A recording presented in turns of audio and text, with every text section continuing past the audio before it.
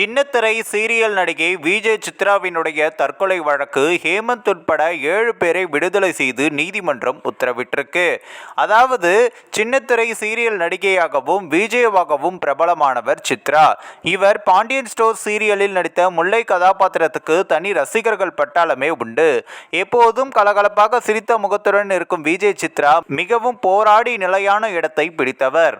இந்த நிலையில்தான் இவர் கடந்த 2020ஆம் ஆண்டு டிசம்பர் மாதம் 9ஆம் தேதி தன்னுடைய கணவர் ஹேமந்துடன் பூந்தமல்லியில் உள்ள நட்சத்திர விடுதி ஒன்றில் தங்கியிருந்த போது திடீரென தூக்கிட்டு தற்கொலை செய்து கொண்ட சம்பவம் பரபரப்பை ஏற்படுத்தியது.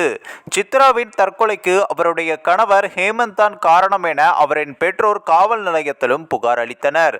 இதேபோல்தான் ஹேமந்த் குறித்து பல அதிர்ச்சி தகவல்கள் அடுத்தடுத்து வெளியாகின. விஜய் சித்ரா வழக்கில் கைது செய்யப்பட்ட ஹேமந்த் 1 வருட ஜெயில் தண்டனைக்கு பின்னர் ஜாமீனில் வெளியே வந்தார்.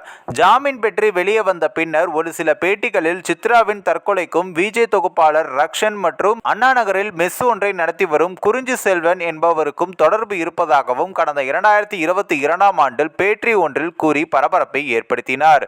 இது ஒரு புறம் இருந்தாலும் கூட சித்ராவின் கொலை வழக்கில் நசரத்பேட்டை போலீசார் 7 பேர் மீது வழக்கு பதிவு செய்து சிறையிலும் அடைக்கப்பட்ட நிலையில் இது கொலையா தற்கொலையா என்கின்ற கோணத்தில் விசாரணை நடத்தப்பட்டும் வந்தது.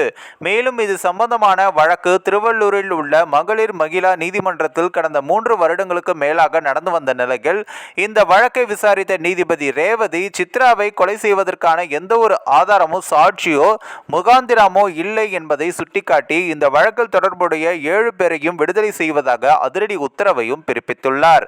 இந்த ஒரு வீடியோ குறித்து உங்களுடைய கருத்துக்களை நீங்க மறக்காம கமெண்ட்ஸ்ல சொல்லுங்க. நம்ம ஏஷியநெட் நியூஸ் தமிழையும் தொடர்ந்து ஃபாலோ பண்ணுங்க.